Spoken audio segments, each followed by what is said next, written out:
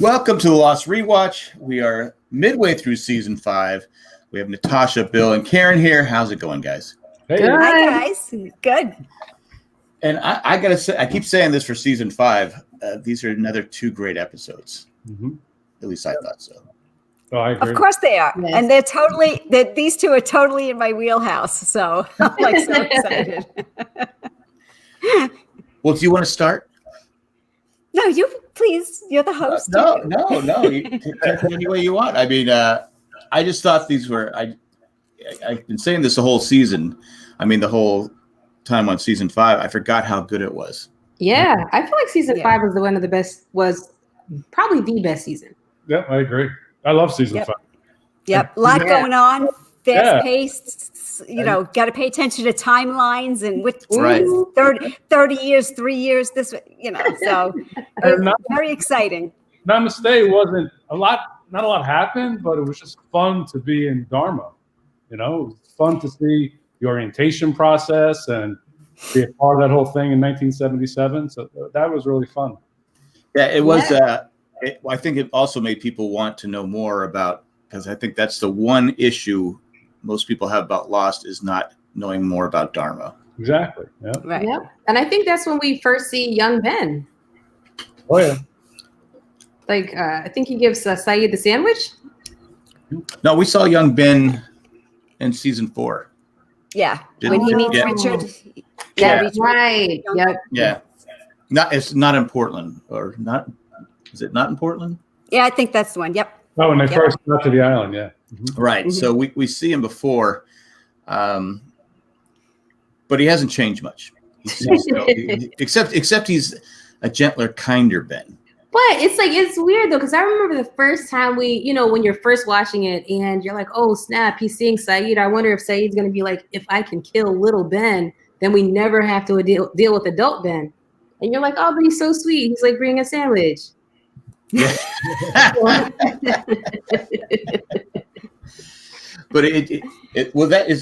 that's in He's Are You. He's Are You, yeah. Right. Yeah. It's strange, and it's one of those things where should we wait? Well, let's wait till we get there. Oh, I'm sorry. No, you can go. You can do it, but I was like, I get confused. I'm old, so I don't want to get confused. But This was great because the whole gang was, even though they're in separate factions of their journeys, they're all together back on the island. So in a sense, it's like, hail, hail, the gang's all here. So it was pretty exciting to see that their arrival back on the island did serve a purpose, but each, whether it was the individuals or group, a little duo over here and this, they each had to start at a starting place that they needed to restart from because they didn't learn what they were supposed to learn previously. So it was really cool to see that although they're together, they're not on the same plane of what they're doing. No. And the coolest thing too, throughout the whole episode, from start to finish, there was that whole awkwardness between Sawyer and Kate and Jack and Juliet. And right. Yes. It was always like, even I felt awkward. I was like, oh, geez. I know, because it's like, because Juliet and Sawyer had all that, or LaFleur had all that time to, build this whole new relationship. And so when Jack and Kate came back, it was almost like, are they going to mess this up for us? Like, right. That disruption was now going to interrupt their peace. They finally found this lovely peace in Dharmaville, and now all of a sudden there's going to be some fireworks because disruption comes and with remember, Jack. and remember, it brings chaos anyway. So I was just like, she's going to ruin it. About that, yeah. Remember though, Sawyer wanted to stay on the island with Kate. Because Kate was because she was trying to figure out if they knew her past, and she was, right. But Sawyer said, we got everything we need here. Mm-hmm. Yeah. Why do we want to go back? There's nothing for you back there. Right. So he was happy. He was happy with how life was going in. He's in love with Juliet. He was a different person. He's walking around. He has a purpose. He has a purpose. Yeah. He found they finally were able to find that, and even though it's a little jump ahead, it's that kind of bit like Rose and Bernard, where we do see they do know how to have that harmony with each other, and they found that peace. They found that zen with their lives. So they had purpose, they had peace, they had calm, there was tranquility, they had love. So, and they found their new place where they belonged. And then it all goes. Mhm. Now, do you think if it had just been Hurley returning, that Sawyer would? Because I don't think he would have reacted the same way. Because you have Hurley, Funtime Hurley, but Jack and Kate are two. It's of course, Katie has history with Kate, and of course, Jack he has history with Jack. So, but if it had been Hurley, he probably been okay. We'll get you in the Dharma initiative. Don't worry, you'll be fine. Right. And you know what I also think? I feel as though I don't know if Sawyer necessarily felt like threatened or whatever, but there was a point where he was, I think he was like trying to check Jack, like, Jack, you're not the leader here. You can't just do what you want. Yes. Like I'm in charge and that type of thing. So like when Jack was in charge, he does say to him, he says, when you were in charge, you just reacted. And I don't react. I sit and think. So they had two different styles, and it didn't work Jack's way. Right. So he let him know it didn't work your way. We're going to do it my way. Oh, and he says, because Jack goes, "You're just going to sit here and read a book." Yes. And he tells him about Winston Churchill, and then he just really put the big. He goes, "Yeah, when you were in charge, people died." Right. Oh yeah, he blamed him for all the deaths, didn't he? Yeah. I don't think that's completely fair, but. He said, I got you all off the island. And then Sawyer said, well, you're back here and now you're back where you started. Exactly. Right. Because again, the lesson was Jack didn't learn what he was supposed to learn. Now he has to start back where he started from. That's the game element of what this, entails is, you didn't learn your lesson. You got to go back and figure it out. Mm-hmm. So you're going to be presented with the same lessons over and over until you get it. Right. I thought Jack handled it pretty well, though. Much better. All right, fine. I didn't want to be in charge in the first place. Right. I'm going to be a workman. I'll be a janitor. That's fine. Right. That aptitude test was not so good, apparently. So that's why he was. So was that a Sawyer dig, or who set him up as a workman? Because he didn't take it. Sawyer did. Sawyer filled out the form. Yeah. Yep. I mean, at least Kate got to be a mechanic. Yeah. This is true. And Hurley was making Dharma French toast or whatever he was making. Which he should be. He absolutely should be. That was perfect. Yeah. But wait a minute. So then with oh jeez Louise. Sorry. Try to mute my phone. Is Dharma calling you? I know, right? No, it's people. Let me just turn my thing off. Airplane mode. All right. But no, what was I thinking about? It was Saeed. So like Saeed getting captured though, right? Because I think like everyone went to different places, and how they got like initiated into Dharma, like everyone had their own paths into rejoining the group.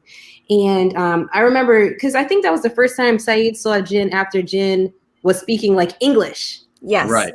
And and I think Jin really wanted to like save Sawyer and all that stuff, but the other people, they're not really the others, they're the Dharma initiative now, came and like, who are you? And he was like, oh, it's a hostel. And I'm like, why did he have to say that he was a hostel? It was for protection. He felt he was protecting him to make it. What are you going to do? Tell them that, he must have flew in on another plane, and a plane, it would have been way too complicated. So the easiest way was to say he just was in the woods and he's a hostel, and I could get away with creating a story that way. And I think Saeed picked up on it, because Jin at first like, Saeed, he's talking to him. Then Brzezinski comes. He goes, and he puts the gun to his head and goes, yeah, stop, don't move. And so I think Saeed is smart enough to know, okay, there's a reason why Jin's acting this way. I have to go along with it. Yeah, because they didn't know what the program was. I mean, Jack and Kate, they knew, well, we're going to assimilate into Dharma, but Saeed had no idea what's going on. Right. But wait a minute. So where did Jack and Kate land that they were able to just walk up into Dharma so easily? They landed with the same spot with Hurley. In the spring, in that waterfall spring. Yeah, but it's like, why were they so accepting of them and not Saeed? Well, because Jin was the circumstances. It was just circumstances. Yeah, because Sawyer controlled the Jack, Kate, and Hurley situation by saying, "Okay, there's a sub coming in. You're going to be on that sub." Oh, okay. But Saeed must have woken up in the jungle somewhere, and now was just wandering about in the jungle. Plus, he was handcuffed. He was handcuffed.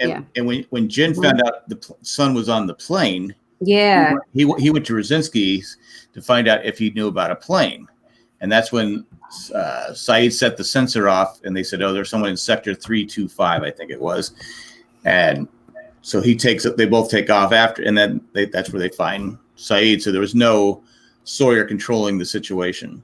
Right. Got it. That's now, right. was Brzezinski building a model of the Swan or Epcot? What was he building? It was the Swan. It was pretty. Swan was a hat, was it? I mean, there was no dome over it, right? Or it had a dome. It had a dome shape under the ground there. You could see when they were in the computer room. In the computer room, you could see that dome shape I was there. thinking like the Spaceship Earth at Epcot. Of course. Yeah, because that's how our minds think. And this is the first time we actually see Rosinski, right? Well, his body. We saw the aftermarks, but and it's funny, you see Phil, and it's funny how Phil becomes the guy, because Rosinski comes off as a big jerk, but it's Phil eventually who I can't stand. Yes, I agree. Yeah. Yep. Did everybody see Dirty Dancing? I'm sorry to divert here, but remember the snarky nephew who wanted to pick up? He reminds me of him totally, and that's why I don't like him. So, like that total snarky kind of like he was going to beat out Patrick Swayze somehow. That wasn't going to happen. But I did. And then we find out Faraday's no longer there, but we don't know what happened to Faraday at this point. Did we ever find out why Sun and Ben and Lapidus didn't travel back with Jack, Kate, and Hurley and Saeed? Again, metaphorically, where I come from is you had to start from the place of your own journey of what there's a path involved, and their path was they had to leave from Hydra Island to go on a journey and meet Christian, because they had to meet Christian. So that everybody ended up where they were supposed to start over to get them to where they needed to go. If they all but they had to do what they had to do to go, because they connected with Christian after they get back to the main island and end up in Dharmaville in different time. Yeah. I'm thinking of that too, and I'm trying to think. Yeah. And Christian actually tells them, even though your friends are in 1977, you have a bit of a journey ahead of you. Right. So that's where their journey has to start. So everybody had Christian's a man in black at this point, right? Is he? It's Christian. I don't know. It's Christian. I think he's a man in black. Yeah. I think it's controlling his part of the game, right? Yeah. That's why when the door flies open at the end, when he's finished talking to them, and you can almost see the wind blowing outside. Definitely. Because when they're walking on the deck, you hear, because Lapidus goes, "What's that?" And I think, yep. Could you hear that? You hear the smoke. Yeah, you hear the things. But you also, I think, Sun didn't tell Lapidus what it was. Right. Now, do you think it's possible that Sun didn't travel back to 77 because she wasn't with Jin? Because it wasn't. It had to be replicated totally perfect according to. Just to get back to the island. Right. But once you're there, it's like a game board. You have to start. You're starting where you left off, or you had to start over. Right. But the only way I could explain. Yeah, but they were only the transport was only supposed to get them to the island. That's the transport that served its purpose to just get them back there. Mm-hmm. But each individual person's journey is going to be a different path. Yeah, because I wonder if Sun and Jin were together on that plane, I wonder if they would have traveled back with Jack, Kate, and Hurley. Yeah. as a group. Yeah. Or it was just done to make us go, okay, when are Sun and Jin going to get back together? Yeah. Right. Because now that's her mission. She needs to get back to her husband. She has his wedding ring, and she knows he's here. And of course, Ben is playing all wishy-washy, and I don't know this and I don't know that. Meanwhile, he knows everything. But Well, she smacked him over the head with the paddle. She sure did. Ben takes a lot of beatings in He Lost. does. Yes, He does. he's always beat up. He's always beat up. He's good at taking it. Never get a chance to even heal. I don't. Poor guy. And it's something I remember at the time I didn't see coming, because his son was just kind of going, okay, Ben, okay. And Faraday's like going, you're not Faraday. Petus. Lopetus, thanks. Lopetus. Lopetus is like, you can't trust him. He's the devil. He's evil. But she waited until she got all the information out of him, because he told her about the dock on the other side. Right. And as soon as she got all the info, it was boom, right over the head. Yeah. Because Sun has been a different person off the island. Right. She's not the same. Just, I'm going to be quiet and No, she toughened up quite a bit. She found her voice, she found her footing, and she's much more in charge of her life, and she's braver than she was before. But she took on her dad and survived. But I always felt like she was always brave. I think that she toned herself down when she got with Jin. And so because I'm going to hide the mobster side of my family. I'm going to be like this good quiet wife. Meanwhile, like, she knew English. She was like the daughter of a mobster. Having an affair. She had an affair. And I agree with you, Natasha. Yeah, I totally agree with you, Natasha, because when we see the episode of the Glass Ballerina, she lies about Brit. So she knows how to lie. She would have rather have the maid get fired than tell the truth. So she was a little mischievous and everything, but at this point in her life, she's found her voice again. She's at this point, she's going to lose it again, but she's found her voice at this point. Oh gosh. David says, bunch of money to buy a car company. Yep. I'm like, where did she even get the money from? Who knows? Like, and it's she came back. Didn't she have like a whole new empire that of people working for her and all that stuff? She was like her dad. Well, she bought out part of it because she got a big settlement from Oceanic. They all got a huge settlement from Oceanic, and Hurley didn't need it. Right, because he was already rich. But I think he got money anyway, which his dad and mom were enjoying. She liked to shop, but I forgot what I was going to say. I'm sorry. That's all right. I'm just checking out my notes. I do like when they do talk with Christian, and he looks at the photos on the wall. And he sees 1977. We see the photo with them with Namaste and all this stuff like that. I just thought that was pretty cool. But Jin wasn't in the photo, was he? No, because he wasn't recruited at that point, right? He wasn't. That's right. Yeah, it's true. Yeah. Yeah, Jin and Sawyer, and Juliet were there from another group of time period. They were there 3 years. Yeah. Right. Yeah. Well, for them, I think he asks Kate, how long has it been for you when they first get back? She says 3 years. And she says, how long has it been for you? And he says 30. Oh. So they are on two different 30 years time schedules. Yeah. But it's been 3 years. Right. But it's been 3 years as far as, yeah. So they're again, even the time perspectives and differences are almost a little individual or group wise, because I don't know, it's pretty. Hurley's just worried about who the president is in case he gets quizzed, 1977. What if they ask who's the president? It's not a game show. But they have aged pretty well for 30 years.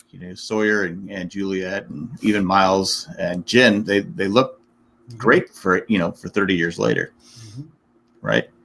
Wish I could have aged that well. They got some great music too in this episode. Some good songs. Oh yeah. Oh, Geronimo Jackson. Yeah, exactly. Dark Lady. Totally. But you can see Yeah. you do see how Juliet's personality changes though when she sees Kate, Jack. Not so much It makes her. her afraid. It makes Yeah. her afraid again because now Mhm. that her insecurities are about being in a relationship. So now all of a sudden here comes the threat of someone she knows Sawyer did have feelings for, and that's going to disrupt her whole world. So Mhm. she's afraid, and usually a lot of fear leads to the dark side, So Yeah. that's her first initial thing is her fear comes out, and you can see that her insecurity, and now she's already doubting because she even says to him, "This is like all over. This is all going to be over." It's Yeah. So she's already thinking the worst. She's Right. already thinking the worst. Now I'm going to lose you, and I'm going to, So that's it. That's sad though, because it took just that one thing, that one person's image, to bring her right back to that insecurity again. Right, because they've been playing house for 3 years, and they, Right. Yeah. Yeah, and I think there's a part where somebody asks, I think someone asked Juliet, "Oh, so when are you guys gonna have kids?" And like she almost doesn't know how to even answer that, like Right. one day or when the time is right or something like that. And it's Yeah. like coming from knowing what the island is in the future, where people can't have kids and like all that crazy stuff happens.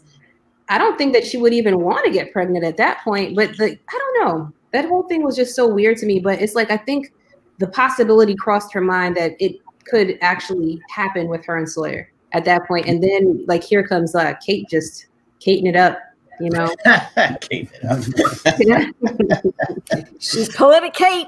You're right. Well, I think with Juliet too is because we had the episodes before where Juliet had Sawyer's back, and he goes, can we? Because the sub was going to leave the next day. She goes, "Give me 2 weeks. Give me 2 weeks. Yeah. Take a chance on me." Well, obviously she took a chance, and she's got to be thinking, okay, should I just have gone back to 1974 and start a new life there? And because like you said, Karen, she had so many different. Her first her husband was obviously An idiot. Yeah. An idiot. we see her with Goodwin. That was just a Right. thing of convenience because Right. But I think with Sawyer, she really they found love. They were able to let go of things that they were that were causing their suffering in a way, and they found this new life together, built in love and no other outside distractions, no other. And it was actually healthy. It was a healthy thing. They were blooming in this love. So now that it's surprising and sad to see that that insecurity it's like when you're a child and something happens to you when you're a kid and you're like, all right, I'm going to grow out of it. I'm going to be fine. I'm going to get past this. I'm going to do, and then all of a sudden you're an adult and something happens to trigger that thing in your head. And all of a sudden you have that old child feeling again of, you get that protective, right. I can't, I got to back off from, so I think she displayed that very predominantly, but beautifully, because now we know her insecurity is right there front and center again. Yeah. You don't want to lose a good thing. So. Plus she was coming out a huge high because she delivered Amy's baby. Yes. The episode before, because there was no baby, she needed a C-section. Mm-hmm. I mean, there was no doctor, no baby. She swore to just be a mechanic. So right, but Sawyer had the confidence in her, and because up to that point, every baby she tried to had died. And I still go back to where I think Ben was killing the mothers and the babies. You think Ben was actually killing babies though? I think that he wanted to, because I just think that he was behind the bait, because there's a scene where she says, "I'm doing everything I'm supposed to be doing," and they keep dying, or something. I'm not quoting it exactly. And but I thought it was a magnetic shift on the island that was causing the mothers to miscarry. Like it was just too much for the fetus to actually properly develop, and they would just miscarry before birth. You're probably right, but I just think that Ben's just evil. Yeah, I just think because he was so in love with Juliet and wanted to keep her on the island. But I think Ben is a liar and a manipulator. I don't think he's necessarily a killer. But his dad would disagree with you. Like that guy that got the Dharma Initiative just got a little gas situation. He always wanted to control the mystique of the island. Yeah, He was always in control of what he wanted people to believe about the island, as far as right, and the perspective of himself. I needed to look important, Right. Yeah. Mm-hmm. I'm just throwing it out there, but it was Juliet coming off this big high, and everything's going perfect. Sawyer walks in with a that's not me. Not me. Sawyer walks in with a flower. He smelled the flowers, and that's when we find out that him and Juliet are actually a couple. And they're just that's somebody trying to. Not me. It's not me. It's the island trying to tell us something. It's Ben saying it wasn't me. I didn't kill those kids. But no, but then, like you said, and that's what Lost does so perfectly. You go, okay, everything's perfect. Hey, it's home sweet home, and boom, here comes Kate and Jack. Mm-hmm. And like you said, it's about her. She's insecurities come through again. But it's just so well done from the writers from Lost. Yep. Indeed. Nothing else? Is that we want to move on to the next episode? Did you guys have any more thoughts about Namaste? Let me see if I have anything. Really, it was just about being in Dharmaville. It really was no. Well, it was about a plot point. Was there a plot point that switched or nothing really? Okay, well, if you're gonna tap into Karen's crazy, which we do periodically. Metaphorically, in all the chaos, we're still seeing people on a journey of self-discovery, and that's what's happening. So Dharmaville is literally the start of the eightfold path. That's what Dharma is. They're learning these lessons, and that's what Dharma means. It's a way of it's a life path. So it's about finding yourself, finding feelings of unconditional love and accepting that. With this layer of the story, of which there are many, of course, we still have hints to learning, growth, journeying, moving forward, and testing. We also see people having to start back where they started from. Here we know that Jack has to go back to the same exact starting position at least twice. We've seen him in the same starting position, waking up in the bamboo forest. Right. So he's the one that has to always go back to the literal beginning. Other people have not had to go back to the beginning. They've had to go back to certain points, but not back to the actual beginning. It's kind of like when you play a video game and you get killed and you got to start the level all over again, so to speak. But I feel like things are done again, and I've touched on this a couple episodes with you, Jack, about the adventure seems to have this altered state of consciousness happening at many, many times. So that's still involved in this episode as well. Let's see, and that's it. We have to keep in mind that Jack, Kate, and Hurley Saeed literally enter 77. But it was Locke that put 77 into the computer. Oh, yeah, that's right. Ah, that's right. Rest in peace. There's that. Good job. I got to always throw the crazy in there so that Well, no, that's perfect. Now, why did Kate? Because Jack has to start over again. It seems like Kate has learned. She's become. For the first time in her life, she has someone that loves her, and it's Aaron. Yeah, right. Aaron's not technically hers. I mean, she didn't steal Aaron. But at this moment, we don't know why she went back, because I think it's one of the episodes here. Sawyer asked her, "Why did you come back?" Or that's coming up. And her mission really was to return the child to his mother. So she had a different purpose. But that's jumping ahead a little bit. Yeah, she said she didn't know why everybody else had to come back, but she knew why. Right, but she knew she had a purpose to come back. Right. So we'll discover more as the next couple episodes come. Okay, I'm just trying to give Kate a little, Oh, poor Kate. little kudos at Kate. There you go, Kate. You did good. But overall, what do we think? Poor Kate. Namaste. Great episode. Good episode. Great episode. Yes. Loved it. Loved it. Now we're going to move on to He's Our You. I really like this episode because let's just get into it because Natasha mentioned in the beginning that Saeed has to, can you kill a kid? Ben, when you're thinking Ben, you think of evil, but you see young Ben, and he's bringing you a sandwich. His dad is still Roger Linus is still a jerk, because even Saeed says he goes because he said Roger Linus says these people aren't too bright. He goes, yet you're the one with the mop, or something to that effect. Right. And he obviously beats his son because he breaks his glasses, and then you're kind of thinking, okay, he's going to feel sorry for young Ben, but he ends up shooting Ben. So, I mean, I don't know. It goes to that whole thing. We also see Saeed though in the beginning of the episode. His father was a very harsh, intense man. Right. They were different. One was literally physically abusive, and the other one, wanted them to. I don't know. It's just a weird thing. So they came from harsh environments with their fathers. So he understood that part.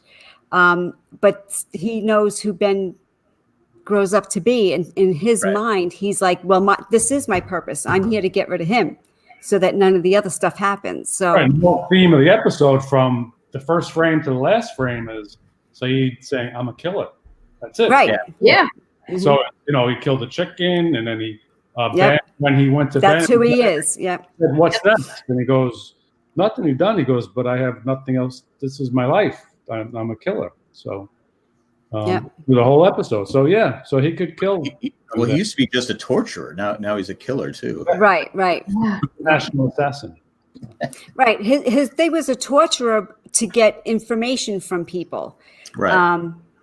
And then it evolved into, a different aspect for him. But that's not, even though that's what he ended up doing, that's not really who he is. Mm-hmm. So he's confused because it was the only thing he feels he was good at. But that's not really what's in his heart. Because he tells Ben, I don't like doing it. That's not what I like, So anyway, I know we're jumping ahead a little bit here and there, but sorry.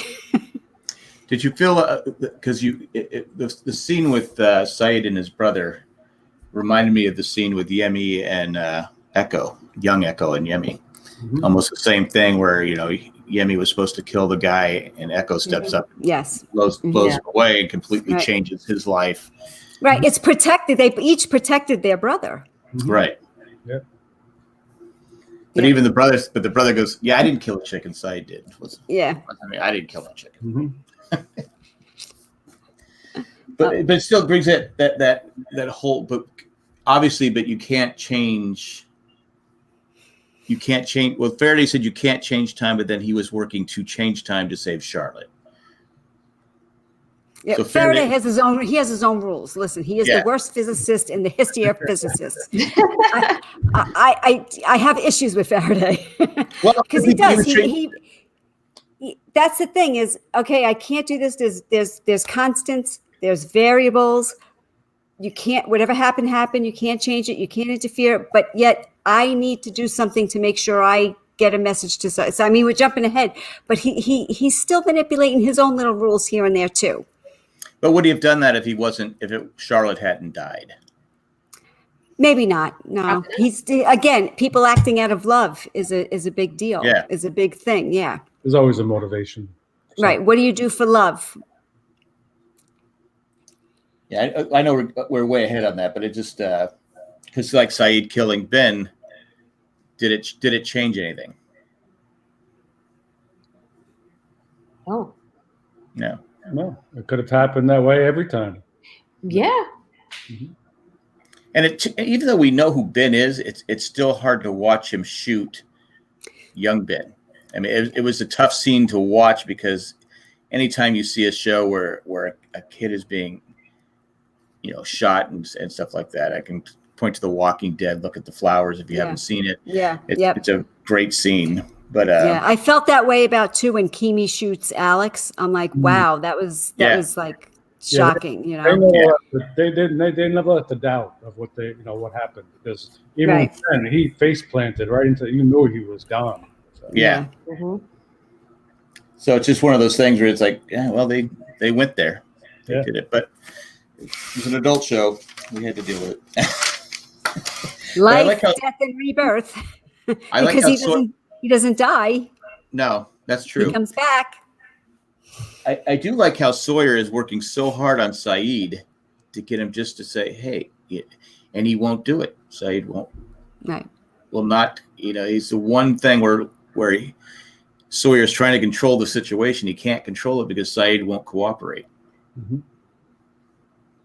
Which makes sense, because that's Saeed. He's a strong, the interrogator personality of himself. He's not just going to give in so easily. So, no, he actually has his own plan. But then when he goes, well, I forget the guy's. I didn't write down the guy's name, but he says, "Who's that?" He goes, "He's our," and that's the title episode. He's our Oldham. Oldham. That's thank you. And I just want to tell you something about Oldham for a second. I want to call him Farnham the whole time. Farnham, yeah. Right? Yes. Okay, Oldham. Now it's interesting that his name is Oldham because Oldham is in Greatest Hits. We see that Charlie mentions his band got their start at the Night and Day Bar on Oldham Street. Wow. Alrighty. You're pulling out all the information today. The crazy is on 100% today. The crazy is here. Nice. A lot of days stranded in the house with COVID. So you had time to look that up. That's nice. No, I mean, it's my own notes. I only go back and read my own notes. So. But Brzezinski is freaking out because he thinks he's seen the plans for the hatch, the Swan hatch. That's so he's not even named yet. No, but he's freaking out over it. And is it legit? Because he obviously doesn't trust the hostiles. Right. Yeah, he's kind of paranoid, though. Anyway. Well, he's very excitable. But you're also dealing with a guy from the future who does know things, so it's kind of like it's hard to deal with that because Saeed knows what's going on. So right. I mean, it's logical to get freaked out because he just wants to kill him. But Horace has that, let's figure everything out. Let's find everything out.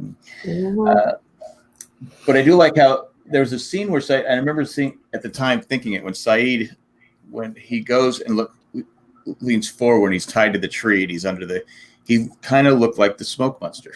When he did that, he just kind of, I said, oh my God. And I forgot about that. But when the scene happened, I remember thinking that at the time that he looked, just the way he did it was like, okay, what is like a, and it just kind of like, whoa. Yeah. And I feel bad because Saeed's always tied to a tree. Like he always gets, poor guy. He always gets tied to a tree. I don't know. I feel bad for him. And then that's Sawyer, his punishment.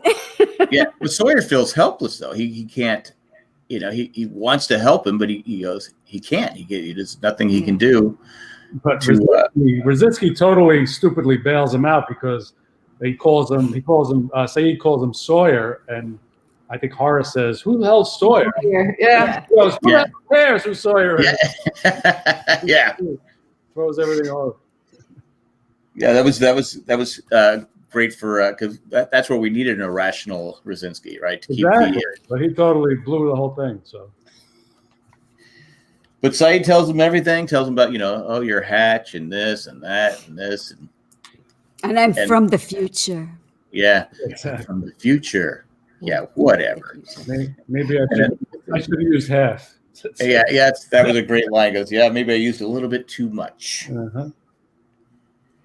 But you have the scene with Ben, you have the scene with Saeed. What was I going to say? But to me, again, I was like going, because we don't know at the time he's going to kill him. We know he wants to, but the way they let it to, I just like, okay, he's not going to kill him. He's not going to kill him. That's again when he kills him, I'm like going, yeah. You had your oh my God moments from Lost, and that's got Yeah, true. That's just like, oh my God, I can't believe he shot young Ben. And now, if he shoots older Ben, like, good, finally someone shot this guy. Older Ben deserves it, but Right. younger Ben, no. Mm-hmm. Yeah. Now, does younger Ben live? I know Richard takes him to the temple, right? Mm-hmm. Now, was it the island wasn't done with Ben yet? That's why he lived? Did he put him in the pool? Like, but then he would have been zombified, right? If you put him in the pool, bring him back, we brought Saeed back. So, yeah. Oh, that's right. Yeah. Because we know it. Older Ben, the island doesn't even. He gets cancer. The island doesn't help him. He needs Jack to save him. So But the island? this is a chance that if he comes back, the others, help him. Then it's little Ben's childlike that gets to learn all over again and learn the lesson, hopefully. But yeah, you don't know. How's he going to turn out? Yeah, he turned out pretty bad. Yeah. Just saying. So this episode Yes. again. I digress for a second, but through this one episode, we were in Iraq, we were in Russia, we were in Santo Domingo. That's right. Yeah. Where else were we? But we were always on Hawaii. It was all filmed in Hawaii. Yeah. We were in all these different parts of the world. It's amazing. Well, they do a great job, of disguising. Sometimes they don't. Sometimes they're supposed to be in LA. You're like, okay, that's Hawaii. Right. Yeah. The skies are way too clear to be Los Angeles, but right.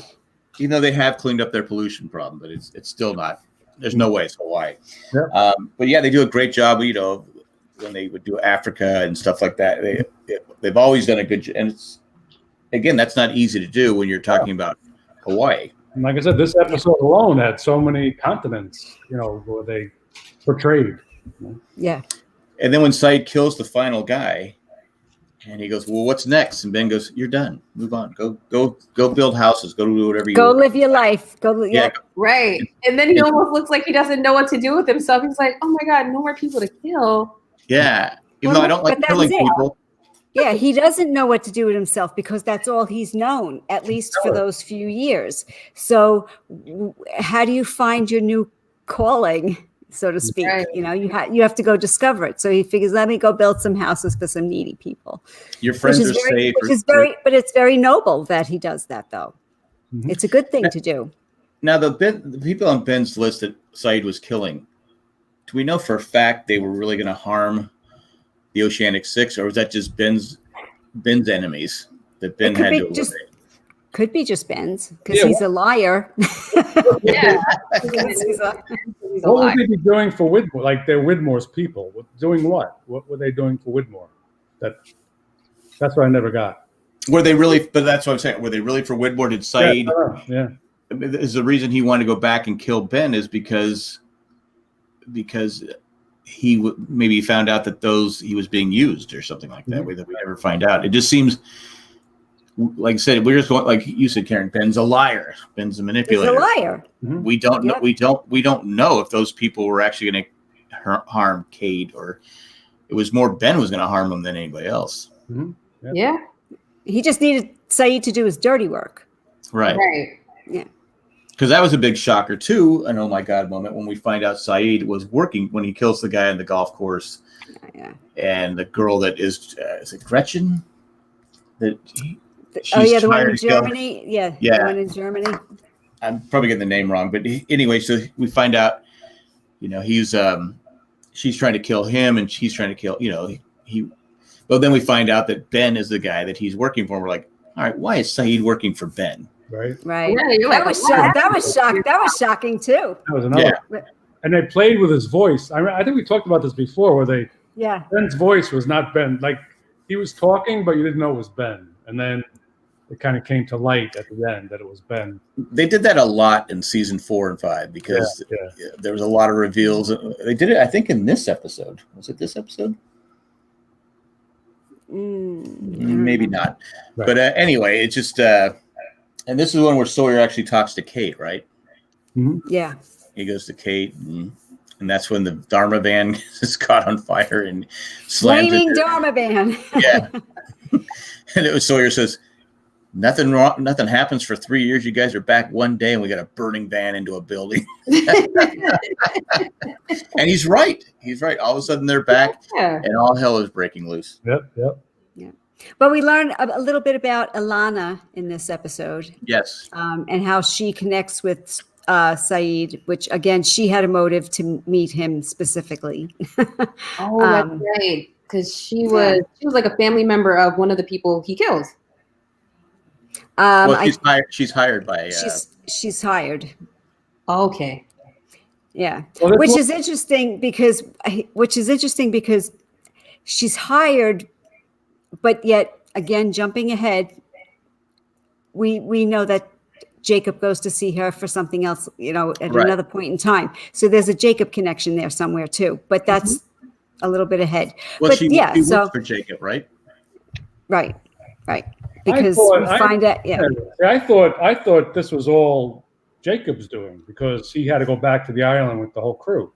So it was Jacob getting Ilana. To bring him back to the island. Right. And bring back the cargo that had to come back with them.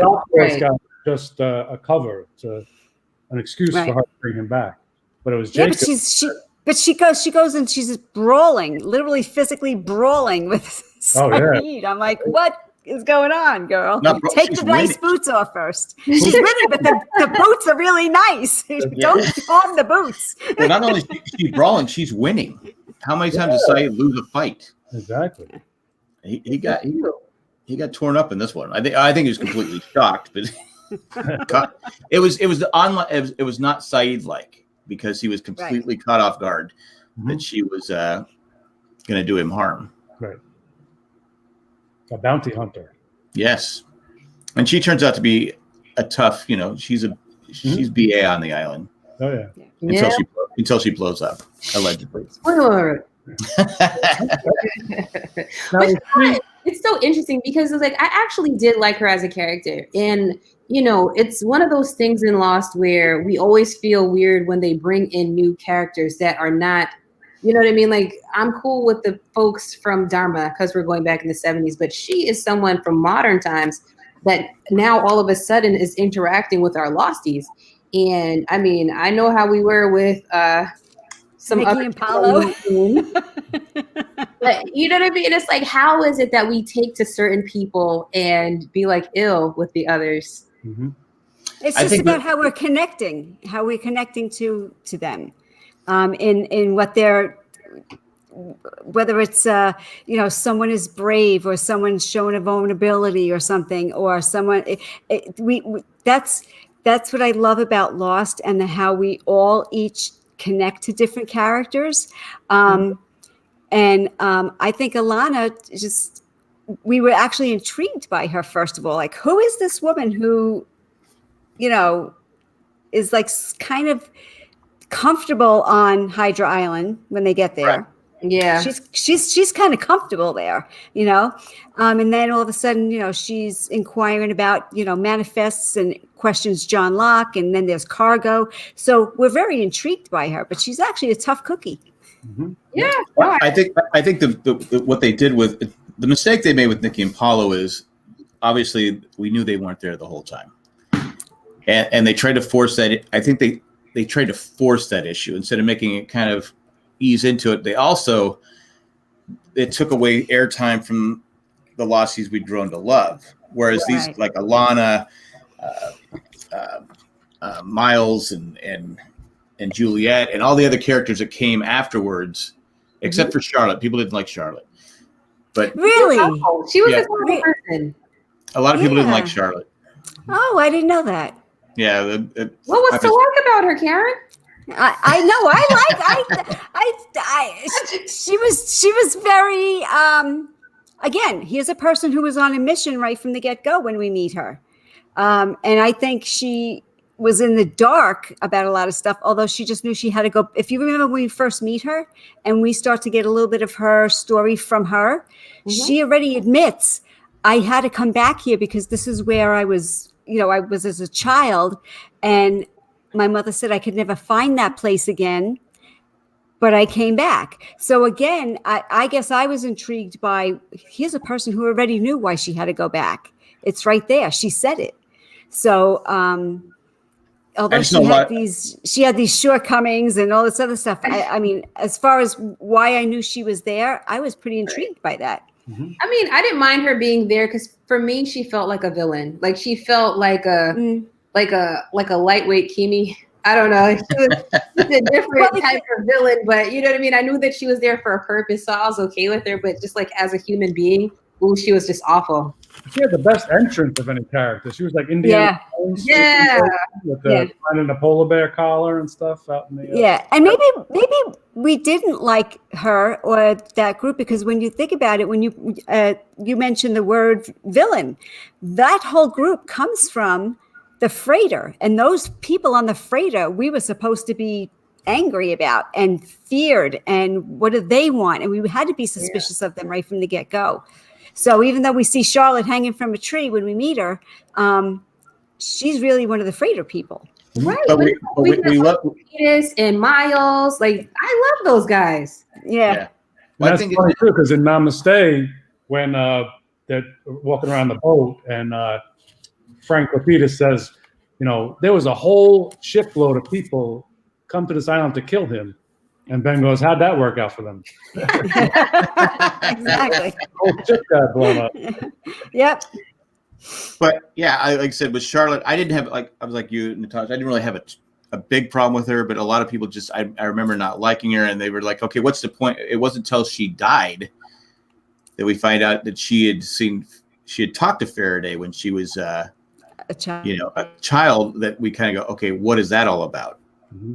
And then we see it, and then that, of course, takes Faraday into his. I have to figure out a way to change the future, even after he just got done saying you can't change whatever happened. Right. Now he's going to change it because he's on a mission, and he's so smart he probably thinks he can do it, right? And how many times, flashing back and forth, maybe his brain was a little fried. It could have been. We're gonna make this happen. I don't. Yeah. I just think he's the worst physicist ever. I'm sticking to it. Well, he could be. I mean, you have the girl that that he was. What's scene where Saeed goes to visit? Not Saeed. Desmond goes, and the girl is like in a coma. Yeah, and she's in and out because Faraday did some tests on her, and she's. She's now, fried. did he do the test? Yeah, he did the test. He did the test to save Charlotte. So he sacrificed this girl to save Charlotte. Yikes! I mean, I don't know. I'm asking: is that what happened, or was she a volunteer, or? Yeah, I think Karen's frozen. Yeah, something. And like Widmore was paying for her rehabilitation or her care too, right? Right. Yeah. Yes. Yeah. But then also someone brought up a point last week, and I remember the theory at the time. Did Jen teach young Charlotte to speak Korean? That's an interesting thought. That's very interesting. That's a very interesting thought. Mm-hmm. Yeah, because she speaks Korean, but now she's traveled all over the world. But I mean, for her to speak it so fluently, if she learned it as a child, seems like something, be strengthened as an adult. I mean, we never see it. We never see Jen sitting around with Charlotte teaching her Korean. But they had exposure to each other. Yeah. Right. Yeah. Right. And also remember, because I think Jin knew that Sun was pregnant when she left the island. So I think for him, I could see him taking to kids. You know what I mean? Because of the child that he's not able to actually raise on his own. So if he saw little Charlotte or whoever, especially when Jin was first learning English, that was the only way he could communicate was, between the two, until he became fluent himself. Yeah. So the child, his daughter that he never saw. Exactly, Jion. Yes. That's it. That he chose not to see. Ever. I mean, the island, because he thought the island was going to kill his wife. Well, that's a sacrifice. He made a hell of a sacrifice. The island was going to kill his wife, but I mean, I would protect them, let them live. There we go. Yeah, that's just one thing that someone brought up last week, and I was like, going, yeah, I forgot that was a theory out there you forget. Sometimes you just forget all of because there's so many theories. Oh yeah. Yes. You just forget. Who's Caesar? I mean, there was something planned for him that never happened, I assume, because because he annoyed me. yeah, he came out like gangbusters and just no one likes Caesar. no. I don't like Caesar. No. There was the theory that him and Alana were sisters and children of Jacob and that whole thing. So. Oh yeah. That's But when Alana comes in, the episode before, or the 2 weeks ago, whatever I'm trying to say, but the previous episodes, he finds the sawed-off gun underneath the desk, and he puts it in the bag, and she goes, "What'd you put in the bag?" He goes, "Oh, this flashlight." So we know that Alana and him are not working together, Right. Yeah. Because he lies to her. Mm-hmm. True. But like you said, we don't really know what his ultimate goal was, do we? Yeah, there was something up, but just never happened. Yeah. Was he just on the plane to be part of the? Because he seems like he's because when they say when she says, "Yeah, there's someone here," we find out it's John, or it's not John, but we assume it's John at that point. That he goes to him. Locke goes to him. Like he's the leader right now. Right. And he was quick to stand up too, right? As soon as Frank started talking as the captain. Right. He was quick to kind of stand up and. Yeah. So do they have does anyone know, did they have more story for him, or did they just decide to cut it off, or is it just, okay, this is just, No. we're just throwing a wrench in here to kind of screw you up. That's all I remember about being somehow with Jacob. So. Yeah. Tied to that. And anything else in this episode? Do you guys want to talk about? Nope, it was a fantastic episode. Nothing, Karen. You have nothing. Well, I mean, I have a lot of things. No, that I felt that this was a good episode to. Again, we get certain episodes that totally depict that a lot of their experiences are happening while they're in an altered state of consciousness.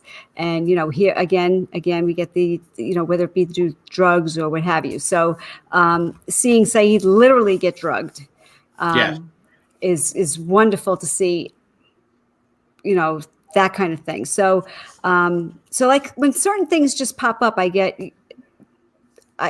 for me, it connects those pieces for me. I like that Alana knew about McCutcheon's whiskey. Oh yeah, she knew how much it cost. She was no stranger to the whiskey. Yep. That was good. That scene too was very reminiscent of Jack and Anna Lucia. Yep, exactly. And I did want to point out something so that you could pay attention one of the other times you do a rewatch or something. Saeed says in this episode, "I don't want any part of this." When he shows that flash, they show that little flashback, right? And he says, if I see you again, it will be extremely unpleasant for both of us. That's what we hear him say. But in the episode, This Place is Death, that scene on the dock is different, especially the part when Saeed walks away. He says, "I want no part of this. And if he sees Jack or Ben again, it'll be extremely unpleasant for all of us." So we have 2 episodes, 2 different complete dialogues of the same scene we all saw. Mm-hmm. So what does it mean? It may mean nothing, but I point out things because it may mean nothing, but it points out perspective or recall, or did they do that scene? How I say you have to go back and learn the lesson again. They're learning the same lesson over and over. So Are we seeing at least 2 times of that lesson being played out? Mm-hmm. Because we have 2 different dialogues. So there's my crazy again. I also like when Saeed's in the airport, doesn't he scan around, see Jack, Hurley, I think Kate. So he knows, I think even Son. So he knows something's up. Yeah. He knows they're not going to Guam, right? Right. He wants to take the next plane. He doesn't even want to get on the plane. He says, "Can we take the plane?" Yeah. Yeah, he was. Alana offers to get him a rabbit's foot, like for good luck. Yeah. It's like, Yeah. got to throw the rabbit knot in there, but yes, it makes perfect sense. But yeah, of the 2 episodes, I thought this one was the best. Of the 2 we watched, they're both great episodes, but I thought this one I enjoyed more. Yes. I mean, it had a flaming van. Yeah. The first Namaste was like a fan service to give us that Dharmaville, a kind of a peek into Dharmaville. But this He's Are You really had good plot points. And Yeah. Mm-hmm. I think too is because nobody freaks out when they find out they're back in time, because I guess what's happened to them on the island the first time, the fact that they get back. So I know if I had flashback to 1977, I'd be freaking out. I mean, I'd be like, but they're like, yeah, whatever. This is my life since I got on flight 815. I mean, after the whole frozen donkey wheel thing, I mean, at that point, you could think anything could happen. You believe in magic. I would. Yeah. I'd call my stockbroker and buy Apple stock. That's what I would. Yeah. Oh yeah. Right. Load up an Apple and Tesla. What's Tesla? Yeah. Just be patient. Yeah, but that's the beauty of it all, is the surprise of the journey for everybody, and the journey that we're taking along with all of it, because we're in the dark just as much as the castaways are. We're walking this path along with them. So everything is a new reveal, or a new a revelation of something, and a new lesson. So I think that's the beauty part of the story, and that's why I have watched this show so many times over and over since it started, that it's crazy how I watch it and still feel like it's brand new, and still feel like I get something new from it, that I'm like, oh yeah, I forgot about that, but you know what, I needed to hear that today, type of thing. So I just think it's a beautiful experience. Yeah. Well, that's just everyone. When you're rewatching it, do you look for things that you may not have seen the first 20 times you saw it, or whatever? Because I know when watching it, I would take notes, and I would we'd talk about it, and then people would call, and we had the pod, and everything was going on. But yet I'm still watching this, going, I don't remember that, and that's right. That's what he said here. It's just an amazing. It's one of those amazing shows. New. It feels still new, so that when here we are, people who have rewatched how many times between all 4 of us, or what have you. So it's it's the point of you still can sit there and feel like you're watching a brand new episode, even though you know what's coming. But it's still, I find it to be still exciting, and it's a great comfort, and I still feel like I'm watching it for the first time, because it's still. And it looks fresh. I mean, if you think of a show from 15 years ago, right? Think of other shows; they don't look. 15 years? No. Yeah, whatever. It is no. I was a lot younger then. But I mean, you look at other shows, you can tell that the dress is different, the hairstyle is different. This show it just looks timeless. It definitely aged well. Yeah, and I feel like it's a classic. Like we have a classic book that you find comfort in, and you seem to maybe you want to read it a number of times in your life, because it's something personal to you, and you get to revisit that joy and peace again, and warms your heart, and it gives you a lesson, or it gives you reassurance of your life, or whatever the reason is that you read a book over and over. For me, it's Lost, so it's timeless. Do you think a lot of it has to do not just because the show is so good, but maybe because the fan base community is so good? Well, that's part of it. I mean, and plus, like when Lost came out, so one of the things that I thought was so cool, it wasn't even like the fans were awesome, just the whole community behind it, but the show itself and ABC, they would have all these little Easter eggs, and they would have like side activities you could do along with the show. And like even when you got the DVDs, I remember one of them, I was learning Korean. I was like, oh snap! Like there was so much. So you were on the island with Jen, and it felt very interactive. So it felt like like a complete experience that was beyond just the show. Right. It wasn't. That's exactly how we talk about it. It's an experience. That's when I say, we're on this adventure and having this experience with the castaways. We literally are. And the writers and producers, they made it that way so that we were learning and discovering things about not just what was happening on the show, but discovering things about yourself. And that's why my son finally watched the whole series. We talked about it and what have you. And of course, he tells me I'm crazy, and that's fine. But I'll own that. I can own that. But I did say, he goes, but now I want to make sure I get my own set on Blu-ray because I know I'm going to want to rewatch it again. And I did say that when you're going to rewatch it again in your life, and you may watch it many times, but you're always going to find and get something new from it.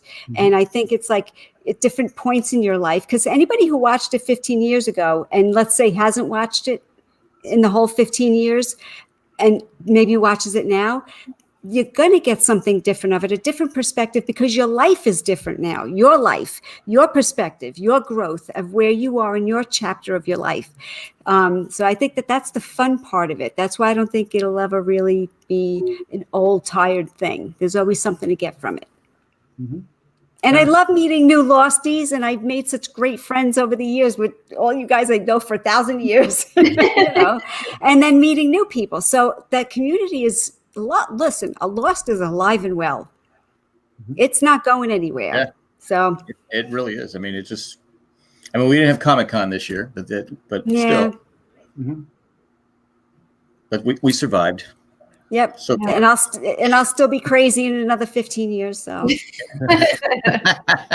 We'll be here. We'll be on Jack's fourth rewatch. Will be we'll be on the 15 years, probably not for me. I'm just oh God. No, I just do I want to be doing that at 73? Oh my! Why not? Yeah. Why not? 73. I'm having trouble remembering the names now. 15 Just years. got it down. It'll be the early bird special podcast. So. but you got to think about how young we were 15 years ago. Yeah, I get. Well, like I said, when we first started, Jay was only 20, 17, 18, 19, 20. Wow. And now he's got 2 kids. He's married and 35 or whatever he is. I know. 34, 35. Whatever he is, he's old. That's not fair. That means I'm old. But yeah, that means you know what? That means all the rest of us are old. Take that back. I take it back. Jay's young, and you're all young. I'm the only one here that will admit I'm old. Okay. Oh no, I mean I say I'm old, but like we're actual adults. Yeah, this is fun. That's crazy, but no, it's always fun to talk to Lost fans and to talk about like I said, different to this day still come up with different theories that could possibly have happened that we'll never know for sure. But it's like it's fun to that's why I said, was Ben killing all the women on the island? Was he doing? I never thought about that. Yeah, and that's something to think about. It was I forget the episode I was talking about, but I went, wait a minute, because someone brought up something. I go, wait a minute, and they go, why would you say that? I go, it just makes sense that Ben would do that. Because Ben wants to control everything. Ben has the need to control because he couldn't control his childhood, right? Couldn't control it. He had his mom died, and let me ask you a question about that then. Okay, so let's take what you just said, because now I'm really going to go out there now. Okay, Ben is sabotaging and killing the babies or the women and what have you. Right. Now let's look at my perspective of the metaphor of it, that on the island people are not able to have children because they're not able to experience a rebirth metaphorically, even though we see it literally, right? So that actually, would Ben, if we looked at it even metaphorically, could Ben have been sabotaging everybody because he didn't want them to experience a rebirth as well? That could fit both ways then, yeah. It could. Well, like Jack, control the whole. Literally, but also that metaphorically is he's the one preventing people from having a rebirth. Because what happens to Ben when Ben is born? His mom dies. His mom, right? That's life, death, and rebirth. Yeah. And he's Life, told death. over and over again by his dad, "I wish you had died and not Died. her." Yeah. So again, we'll never know because Yeah. it was never answered. It was never even brought up. But this is great to even think about both perspectives and how that they could mesh together. You know. Right. And look, And I. like the cabin with Ben like controlling the mystique of the island, it freaked him out when John was able to hear something. Right, like how dare he be able to hear? I'm controlling, like I'm controlling this. What are you talking about? Because that's how Ben stays in power. Is he stays in power by control? I'm the only one that can talk to Jacob. I'm the only one that, and he can't. Right. And now now he creates illusions. Yeah, he creates now John illusions. comes along. Wait, you talk to him? He's just a liar. Yeah. So, that's why he sends Locke to go kill Anthony Cooper because he knows that Locke won't do it. Mm-hmm. But Locke outsmarts him by getting Sawyer to do it because Richard gives him the information that he needs. Now, if Richard doesn't those give are him the loopholes. Those are loopholes to the game. Right. Yeah, if Richard never gives him the information, he doesn't go to Sawyer. But then Sawyer never becomes the person he is today because he got that monkey off his back. He just said, "Okay, I'm free of Sawyer." Plus, he meets Juliet, and I think Juliet had a lot with changing him also. Right. Yeah. Well, she needed him as much as he needed her. Right. In that time. Yep. But Good that's stuff. all I got. Yeah, great episode, guys. Great talk. Yes. Thank you. As always, thanks for giving me a call and asking me to come hang out because I enjoy it so much. I love it. Yeah, Great. we're coming up to the end, but we'll definitely have you guys on again. Great. And I'll figure. I'm obviously people listening right now don't know. But I'm trying to figure out what to do for the end. The finale, the grand finale. What to do for the end because I'd like to have everyone's thoughts on the finale. How you can't have. There's got to be like 30 people have been on this. I can't have 30 people. Mm-hmm. It'd be a 24-hour show. Let's make it a telethon. There you go. There we could do that. Let's make it. Let's incorporate that into something else. Oh, okay. You know what? I'm going to write that down, Karen. You write that down. Jot that down. I will do. And then people can come on whenever they want, and we can just talk. And then you can maybe take some donations for a cause or something. Yeah. I like it. Oh. For the Save Young Ben cause. No. So sometimes I'm not that crazy then, right? No, that's a great idea. That's a great idea. Well, all right, I'll add that to my list of maybes. Maybes, just throwing it out there. I never even thought about it when I first started this, because it seemed like it was so far down the road, but now it's not. No, it's good. It's around the corner. So anyway, you'll find a way. You'll find a way to bring us all together. All right. I'm going to have to be the Desmond in this final season. Yes. That's right. You're our constant. Yes. We all have a role to play. Anyway, this was fun. Great chat. And I'm glad for everyone who joined us in the chat. Thank you. But that's all I got. Thank you, guys. Namaste. Good. Have a good night. Bye. Good night.